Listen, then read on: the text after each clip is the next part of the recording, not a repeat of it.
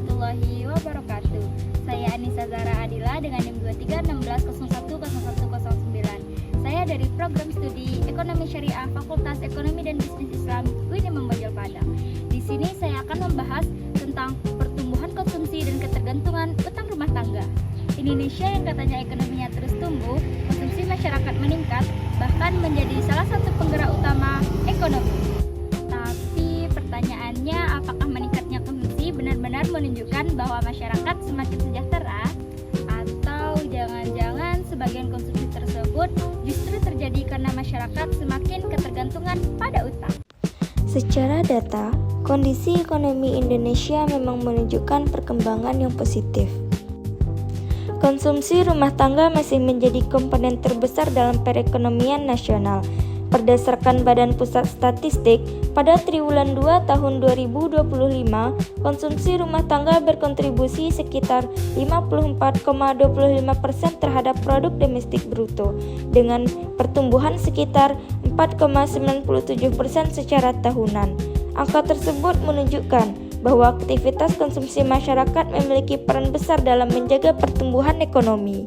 Namun, jika kita melihat realitas sosial yang terjadi di masyarakat, terdapat fenomena lain yang perlu diperhatikan. Saat ini, semakin banyak masyarakat menggunakan fasilitas kredit, cicilan, pinjaman digital, hingga layanan pembayaran seperti paylater untuk memenuhi kebutuhan sehari-hari.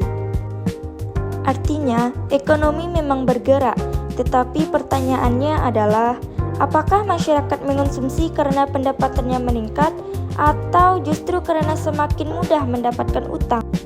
Masalah utamanya bukan pada konsumsi, karena konsumsi memang penting untuk menggerakkan ekonomi.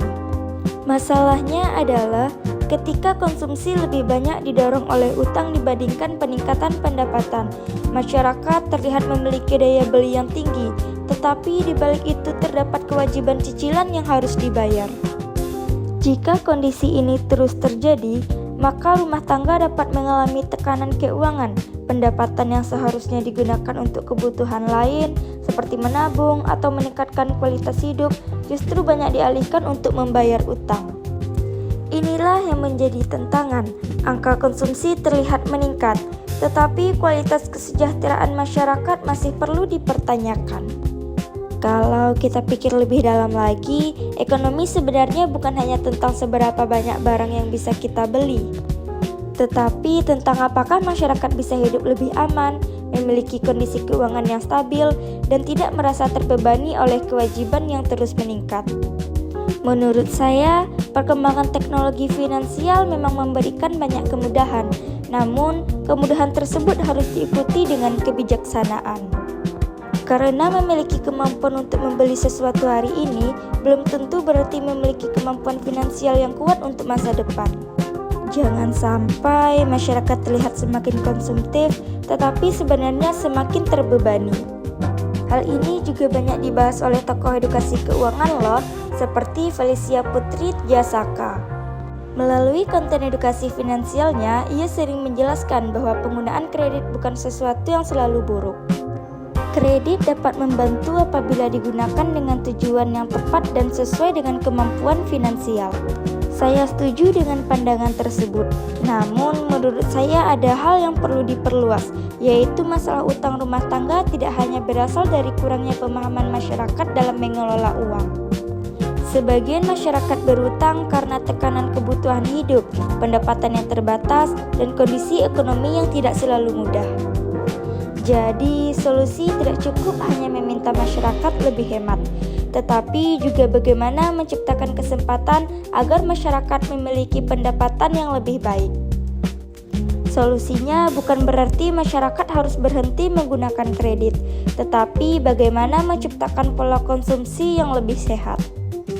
Masyarakat perlu meningkatkan literasi keuangan, memahami perbedaan kebutuhan dan keinginan, serta menggunakan kredit untuk hal yang produktif. Selain itu, pembiayaan juga harus lebih diarahkan kepada kegiatan yang dapat meningkatkan pendapatan, seperti usaha dan pengembangan kemampuan.